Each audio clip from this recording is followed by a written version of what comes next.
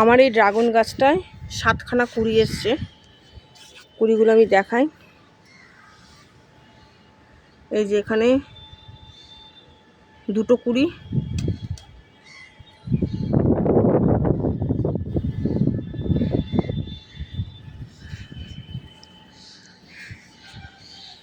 এখানে 3টে কুড়ি এসছে। এখানে এই একটা কুড়ি,